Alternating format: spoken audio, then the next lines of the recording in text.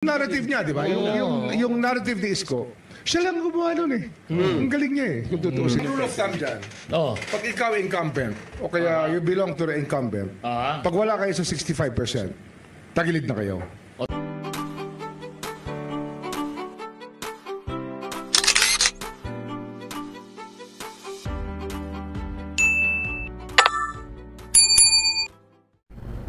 Welcome back sa aking YouTube channel, Jeremy's TV, Manila. So, shout out po sa mga Iskonians na patuloy na sumusuporta sa ating channel. So, dalangin ko po sa inyo ay nasa mabuti kayong kalagayan. So, sa mga Iskonians, saludo po ako sa inyo. So, ang topic natin guys for today's video, DOJ Secretary Boying Remulla pinuri at sinabing malakas si Yorme. At siyempre, inamin din niya na mahina itong si Mayor Hani Lacuna dito sa Manila. Yan guys, ang topic natin ngayon, di ba? Kasi nga naman, alam naman natin na itong si Boying Remulla ay kaalyado ni Mayor Hani Lacuna dahil nga itong sila Team Lacuna ay sumama dito sa Lakas CMD na kung saan ang chairman ng namumuno nito itong si Martin Romualdez na tinatawag nilang Tambaluslos, di ba?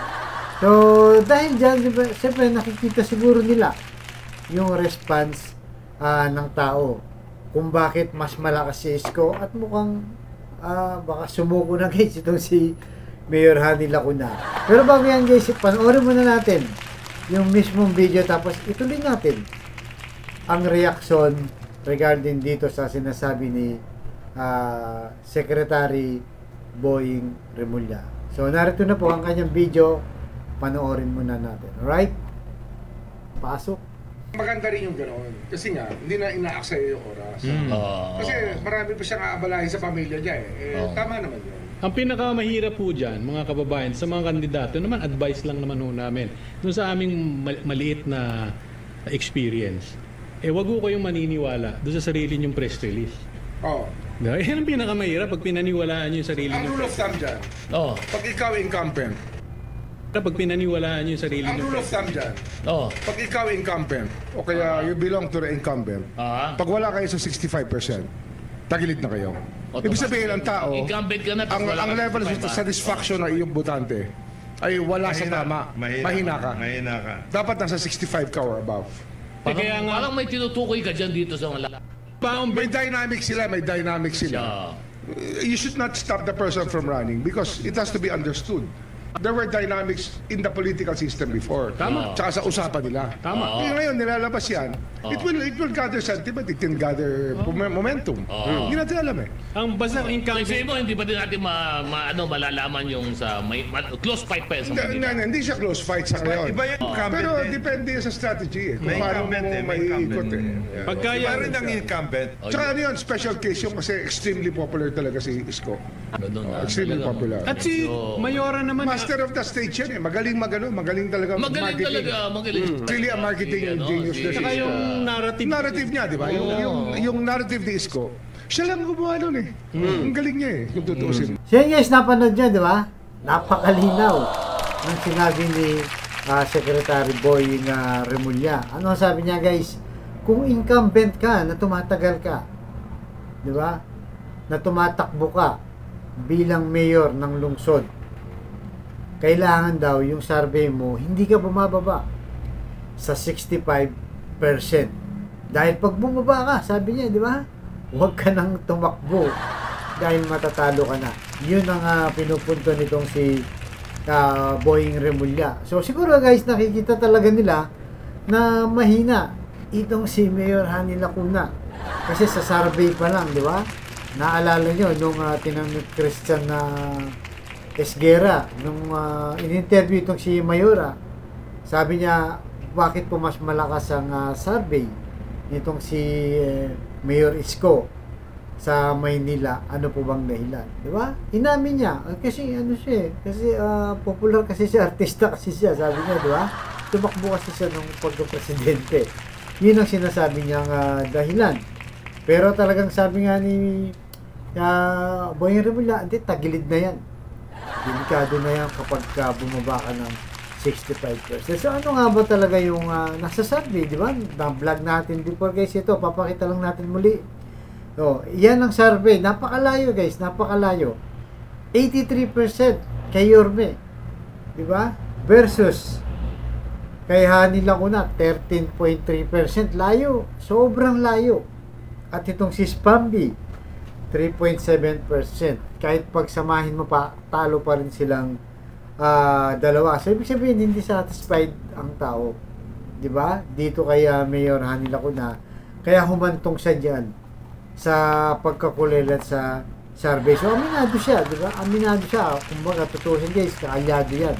Dahil sumama nga sa administrasyon BBM itong si Mayora. At ang sabi niya, napakaganda nung sinabi ni Boying Remulla, di ba? Narinig nyo naman, ano sabi niya? Ang kalaban niya kasi master of the stage. Talagang pinuri niya guys. Talagang namang totoo yan. Ang sinabi nitong si DOJ Secretary Remulla, kasi hindi naman talaga may tatanggi sa dami ng ginawa ni Yorme, kahit sila, di ba? Actually, noong 2022 election, kalaban nila si Yorme dahil nga kay BBM sila, di ba? Siya yung pinromote. Pero nakikita pala nila yung talagang ginawa ni Yorme, di ba? Na kung saan ay talagang popular. At yung kanyang nagawa, yun ang talagang naging resibo, di ba? Kaya kahit incumbent ka, parang sinasabi ni DOJ Secretary niya, walang panalo itong si Mayor Hani Lacuna, di ba? Kasi nga naman guys, sa dami ng ginawa niya, may ang daming humanga. Kasi unang-una, di ba? Ano ba ang inangahan ng mga tao? Unang-una yung personal na buhay niya. Mula sa basura, di ba?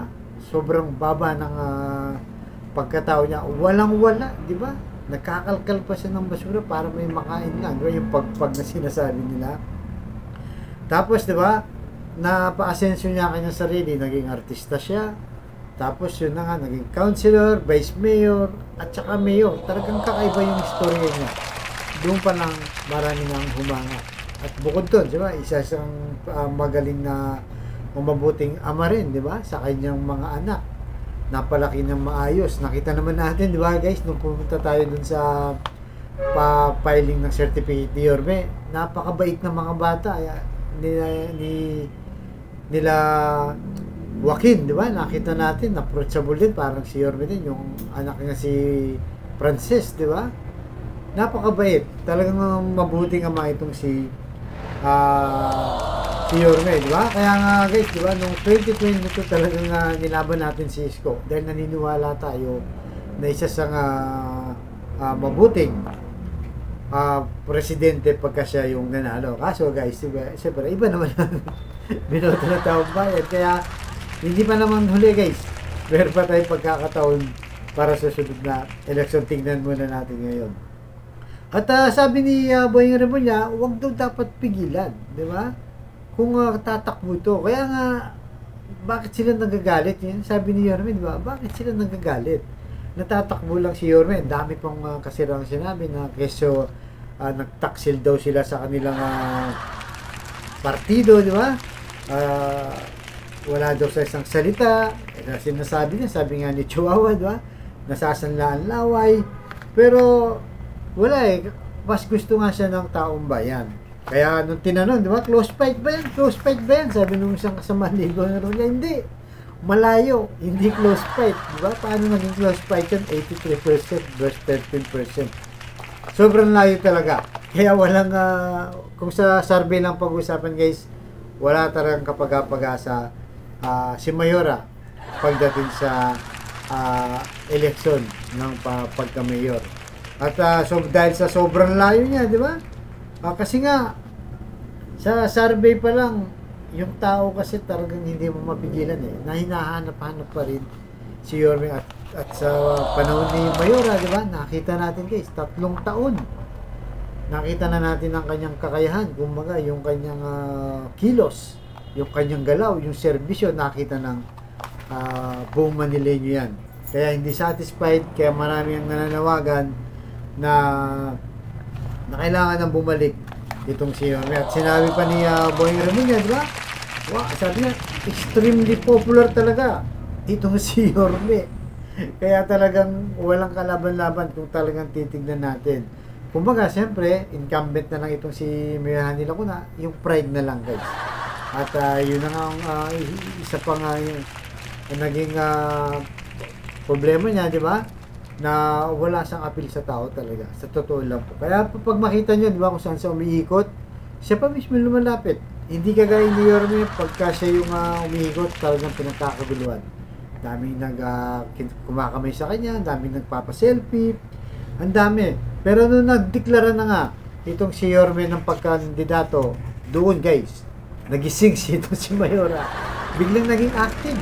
Kahit sa social media, daming pakulo. So ngayon, ano ang pinagkakabalahan niya? Yung pamimigay nga ng food packs, di ba? Nandyan siya. Barangay, pumupunta siya, pero nung nakarang taon, wala naman ganyan. Hindi naman siya pumunta guys, pinamigay lang. Dahil nga, malapit na yung election, di ba? At nung panahon kasi na yun, last year lang, kampante siya, nakakala niya, kaya wala siyang makakalaban. Pero yun na nga guys, natalo siya natalo siya sa survey ni Yorme sa panahon muna ngayon, diba guys? So talagang hindi may tatanggi yung mga resibo ni Yorme. Iyan ang kinikilala ng tao, ay ang tinatandaan ng tao, kaya hinahanap-hanap itong si Yorme, di ba? Kaya nga ang sabi niya, di ba? Yung narrative kasi iba ni Isko iba yung strategy ni Isko. Talagang nakita, di ba? Lalo na yung malalaking project na pinagawa niya, condominium, Manila Zoo, di ba? Bagong hospital na yung Maynila. At yung mga world class public school. Talaga namang dekalidad guys.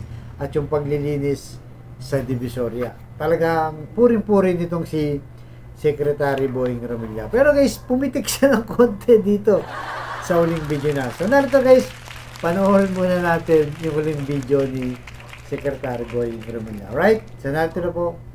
Pasok. Ang problema, Yung usapan. yung usap, di ba? Kung natuloy o hindi natuloy, hindi natin. Pero sa akin lang, bakit leader lang ang mag-uusap? Bakit hindi nyo pa ubayas tao? Hindi, ano yan political dynamics yan. Oo. Kasi Iba yan. pag nagkausap kayo, Nag-usap na kayo. Tsaka nangako yung isa sa bawat isa. Oo. Merong dapat nilalaman na na good faith. Good faith dapat. Hindi bad faith. Yan ang usapan dati, di ba? Yung dynamics nga. Hindi naman magbabago. Hindi naman permanente yung usapan na yan. Hindi, komplikado yan kasi the whole time na maraming binibigay si Hanny kay Isko. At ng pabor binigay. Pero nilabanan pa rin siya. Yan ang mabigat. Kaya mabigat doon. Ganun ba? Oo. Kaya medyo may dala sa Basta bahay. dyan sa Maynila, maraming Kasi yung mga sindikato sa Manila, sa koleksyon ng mga tong, talagang hinawakan pa rin ng mga bata Isko. Yun na yun ang yun ang scuttlebutt Dumarating sa atin yan, di ba? Alam natin Dalawa naman yan Dalawa lang. Pinabayaan niya na magtuloy-tuloy yung ligaya. Ang dalawang major na... Kaya tuloy, nakapondo rin, di ba? Nakaipon. Hindi, walang nawala. Oo. Gusto mas marami pa. Ayun. Hindi na kontento pa rin. Yun. Basta So yun guys, napanood nyo, di ba? Anong sabi nung ni Boying Remulla? Ang sabi niya, di ba? Ang problema, mayroon silang usapan. Siguro yung tinutukoy niya na huwag nang tumakbo itong si Yorme. Pero sumagot naman yung isang kasama nila. Ano sabi niya? Bakit hindi na lang paubaya sa tao? Di ba? Yung desisyon, kung sino talaga yung gusto nilang mayor. So tama naman yun, di ba? Na ang mag-uusga talaga guys, tayo, mga Manileño, dito sa paparating na eleksyon. Pero ang problema kasi guys, di ba? Ayaw nilang tumakbo itong si Yorme, pinipigilan niya ng Team Mayora. At pagkatapos niyan, di ba? Sunod-sunod ang pambabatikos kay Yorme, ang paninira nila. Sinasabi nilang taksin nga siya, di ba? Meron silang usapan bakit hindi sumunod si Yorme. Di ba? Sa kanilang usapan ni Isko. At yung huling pitik nitong si Boying Remulla guys, di ba? Ang sabi dito, parang yung mga sindikato daw dyan sa Pion, mga bata pa lang ni Isko yun. Di ba? Hindi naman tayo naniniwala dyan guys, kasi nga unang-una, wala naman silang resibong pinakita, di ba? Na kung totoo yan, siya na mismo nagsasabi niyan, DOJ Secretary siya, bakit hindi kasuhan? At mismo, sa sitwasyon ng Maynila, di ba? Sila Hani Lacuna mismo. Tapos yung mga congressman na bumabanat kay Yorme, itong si Chihuahua, di ba? Itong si Anay daw, itong si Abante, itong si Croxton. Di ba? Kung meron talaga niyan, sila yung unang-unang sisigaw dyan, guys. Silang unang magbubulgar kung meron mang ginawang hindi maganda si Yorme, di ba? Lalo na sa pagdating sa corruption, kung meron man yan, dapat sila mismo nagreklamo na. So nakita naman natin, guys, di ba? Yung tatlo na to, active sila sa Quadcom sa may camera. Kaya, di ba? Kung active sila doon, natural, kailangan din nilang banatan si Yorme, di dapat, di ba? Sinampan na ng kaso o binulugan na nila. Pero wala silang makita, guys. Wala silang makita, kaya puro paninira lang talaga yung kanilang ginagawa, di ba? At isa pang sinasabi dito, di ba? Dito si Boying Remulla, sabi niya, marami daw pabor na binigay itong si Hani Lacuna kay Yorme. Pero hindi naman tayo naniniwala din yan, guys, dahil wala naman din silang resibo na may papakita. So ano nga ba yung sagot ni Yorme dyan sa mga iba pang aligasyon na yan? Di ba? Kung bakit talaga sa tatakbo ng Maynila. Di ba? Maraming beses natin pinakita. Pero ito, guys, panoorin muna natin ulit para mas malinawagan, di ba? Yung mga manonood nito, lalo na yung mga botante, undecided pa. At maraming napapaniwala ng paninira kay Yorme. So na ito, guys, pakinggan muna natin itong si Boss Y. Right, guys? Pasok, Boss Y. Bago magdesisyon na muling tumakbo sa pagka-alkalde, pinulsuhan daw muna ni dating Manila Mayor Isko Moreno Dumagoso ang mga Manileño. Bago ko magdesisyon noong October 8, umiikot ako sa Maynila. Inaalam ko yung sitwasyon ng mamamayan. Ito yung umiikot ako, sumisigaw yung tao, bumalik ka na, bumalik ka na, bumalik ka na. So, sabi ko, bakit? Kaya ako nangangamba, dala ng yung mga nakaupo, mahal na mahal ko po yan. Alaga ko po yung mga nakaupo na yan. Opo. Basta sabi ko nga sa inyo, magre-real talk lang tayo rito. Inaruga ko po yan for 20 years. Yan mga yan. Bakit? Dala ng pagtanaw ng utang na loob kay Danny Lacuna. At dahil sa kanyang mga nadiskubre, pati na ang mga sumbong at reklamo sa kanya, nagdesisyon si Dumagoso na muling tumakbo bilang alkalde. Higit 5 buwan bago ang eleksyon, ibinigay na niya sa mga Manileño ang pagpapasya. Ngayon, kung sila'y naging mabuti sa paglilingkod o hindi, hindi ako para humusga. Taong bayan ang mag-uusga niyan later on. Save the date! Lazada's 12/12 sale starts December 9 at 8 p.m. Get the lowest price. Diin nito tumanaw lamang siya ng utang na loob sa matandang Lacuna. Ngunit sa kanyang palagay, napakahalaga din na tumanaw siya ng utang na loob sa mga mamamayan ng lungsod. Dahil sa inyo, wala ako sa kinalalagyan ko ngayon. May utang na loob din naman ako sa taong bayan eh. Ngayon, masama bang tugunan ko? Masama bang dinggin ko yung panawagan ng taong bayan? Yung taong bayan na nagsasabi, bumalik ka na, bumalik ka na. Sabi ni Dumagoso, ang hindi niya maintindihan ay ang matinding takot at galit sa kanya ng mga dating kaalyado. Ba't sila nagagalit sa akin ngayon? Ba't sila parang dati kapuri-puri ako? Oh, nasa nangka ko yan, nasa wakalag ko, nasa kodli ko, araw-araw, palakpak ng palakpak. Bakit ngayon parang ako na pinakamasama sa kanila? Ang akala ko, ewan ko kung ito rin po ang akala nyo, mga taga Intramuros, mga taga Port Area, hindi ko alam kung ito rin ang akala ninyo ha. Ang akala natin lahat, kung ano yung nagawa natin, na umpisahan natin, itutuloy na lang nila. Yung bang akala nyo din? Yun din ang akala ko eh. Tama yung mga matatanda eh. Marami namamatay sa maling akala eh. Hindi naiwasan ni Dumagoso na banggitin ng ilan sa mga nasimulan niyang programa na sa halip na pagbutihin ay napasama pa. Kabilang na dito ang pagbibigay ng ayuda sa senior citizens na sabi niya na noon ay bigay todo ang pagbibigay pero ngayon ay tila napapagdamutan pa ang mga nakakatandang populasyon. You're trying to make your people feel, especially our elders, no, na kayo ay mahalaga. May malasakit sa inyo ang gobyerno. Kakakarampot, pinahihirapan mo pa. Pa 500, babago-bago, itutuloy na lang nila eh. Nandoon naman sila nung ginawa ko yun. Ngayon, anong mangyayari? Di siyempre, araw-araw, nangangamba yung utaw. Nagkulang na rin, sabi pa ni Dumagoso, ang mga gamot at naging malaking negatibong isyu ang serbisyo sa mga pampublikong paggamutan ng pamahalang lungsod. Masyado naman kayo naapi, lahat alang ng binigay ko, pabawas na pabawas, pawala ng pawala, pahirap ng pahirap. Inangal na rin ng Manileño ang pagdumi ng kanilang lungsod at pagtaas ng crime rate, dalawang bagay na tinutukan ng administrasyong Dumagoso. Hindi niyo ba napapansin parang dumudugyot ulit yung Maynila? Talaga? Talaga? Nararamdaman niyo ulit parang si Eddie at si Patty nagbabalikan? Kilala niyo si Eddie? Eddie sila. Si Patty. Pati kasama ni Eddie. Hindi, ang dami ulit siga sa kalsada. Balagbag dito, balagbag doon, basura dito. Parang wala na ulit gobyerno. Tama yung sinabi ng matanda rito kanina eh. Nagdidilim na naman ng Maynila eh. Sasaglit lang ako na wala.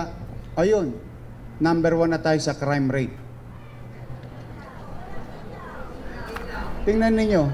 Not Philippines. Not Philippines. Manila.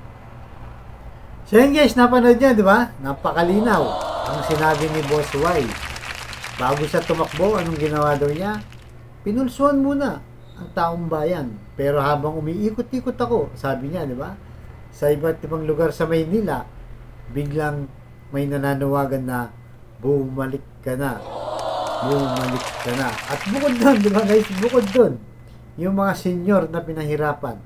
At ilan lang to sa mga dahilan.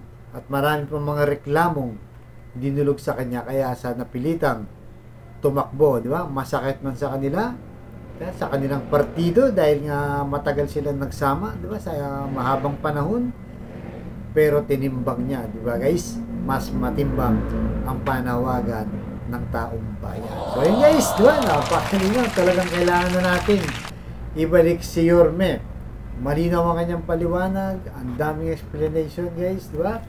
At totoo lang ang kanya sinasabi, nagre-real talk niya. At ito nga mismo sila Boying Remulla na kung saan ay kaalyado mismo nitong si Mayora ay aminado talaga na mahina si Mayora sa darating na 2025 election. Baka sumuko na yung bandang huli guys, di ba? Tingnan natin. So, yun po guys. Huwag niyong kalimutan, like, share, and subscribe. At siyempre, yung inyong comment ay yung simpatsya po, yung suporta natin kay Boss Y. Mag-comment down below kayo para mas marami makapanood nito. Mas marami ang maliwanagan at bumoto sa Team Yorme sa darating na 2025 election. Right guys, so hanggang dito lamang po. Tabangan nyo susunod kong vlog. Maraming salamat po. At pagpalain tayo ng pong Megapal. Manila, God bless.